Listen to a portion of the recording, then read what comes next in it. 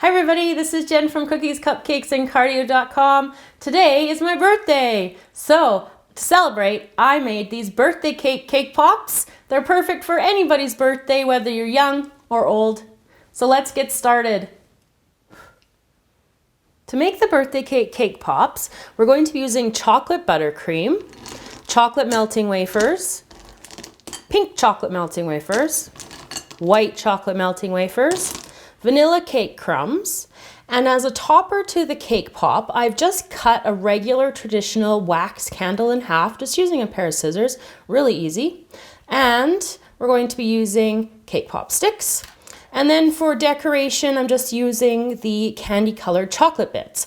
Now the thing about this recipe is that you can use any kind of sprinkle, any kind of melting wafer, any kind of cake crumb, and any kind of buttercream. That's totally up to you. The first part is to put together our cake crumbs with our buttercream. Now I'm just going to put like a couple tablespoons of buttercream to start into my cake crumbs. And I'm just going to mix them all together using my fingers. Now, like I said earlier, you can use any kind of flavor combination that you want. You just want to make sure that your cake crumbs, when they're mixed with the buttercream, it comes out with like a Play-Doh like texture. You want to be able to mold the cake pops into whatever kind of shape that you want to be able to make them for. So I'm just going to keep mixing and then I'll be back to show you what to do next. So instead of traditionally rolling the cake pops into balls like we normally do when making a cake pop, what I've done is I've shaped all of the dough into a disc here, and I'm just going to roll it out to make it a little bit flatter. And I'm going to be using a cookie cutter to cut out the shape of the cakes and the pieces of the little mini birthday cakes. So I'm just using a cutter. It's about 1 inch in diameter. I'm just going to press it down like that and then pop it out.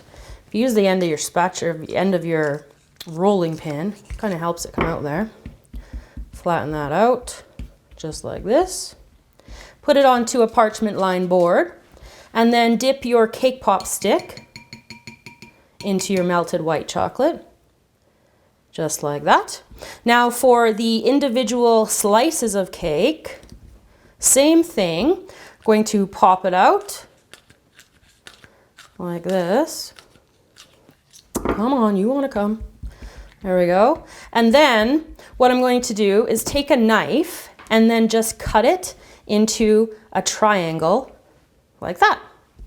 And again, put it onto my parchment-lined paper and put it into the white chocolate and my stick into the top, just like that. So I'm going to make a couple more and then I'm going to pop these into the freezer for about 10 minutes so they're set. After the sticks have set in the cake pop, we're going to take the cake pop, we're going to dip it into our melted white chocolate and just bring it out and roll and gently tap. So we'll do this for all of the cake pops that we have. And then I just set them to finalize, like hardening in this little cake pop stand, but you could use a styrofoam block or whatever you've got that you can keep them standing up in. Once the cake pop chocolate has hardened, we're going to take some more white chocolate in a piping bag. I'm just putting a little bit along the bottom here. And then I'm going to take my little chocolate or my candy covered chocolate, and I'm just going to go like this, lining them up using a pair of tweezers. And you can just dip it in if you're using like little sprinkles or something like that. I'm just doing a little bit of finicky work here. So you just finish that off like that, but I want to show you how to do the larger one, the full cake here. So with this one, since it's going to take a while and the chocolate dries, well, I'm just going to do a little section at a time. So the same thing, I'm just going to fill up this wet chocolate area, and then when I fill that part up, I'll move on to the next one. So the cool thing about these ones is like you can customize any color, any sprinkle, anything if you're making it for a friend, your mom, anybody. And if you make these, make sure you take a picture of them and send them to me. I'd love to see them. So there, I'm done that white chocolate, that wet chocolate. Just going to put a little bit more and keep going. So I'm going to finish off a couple more and I'll be back to show you how to start on the top. The next step with our cake slices is to take our pink buttercream and we're going to just squeeze a little bit out just midway, just to act as if it's like the icing that's in the center of the cake, just kind of oozing out there, and flip it over and then go across again. So I'm just slightly moving my bag up and down, giving it a little bit more realistic look to it. There you go. So our next step is to put our pink chocolate just onto the tops of our cakes. And I'm just going to let it go down the side a little bit. It will start to drip a little bit more once we fill it in. So just going around and putting a little bit of overlap here down the side. And then I'm just going to go back and fill it in just like this. And then I'm going to let it dry before I put on my next coat with the dark chocolate. The next step is to put the dark chocolate onto the top. Now we're going to do it in the same way that we did the pink.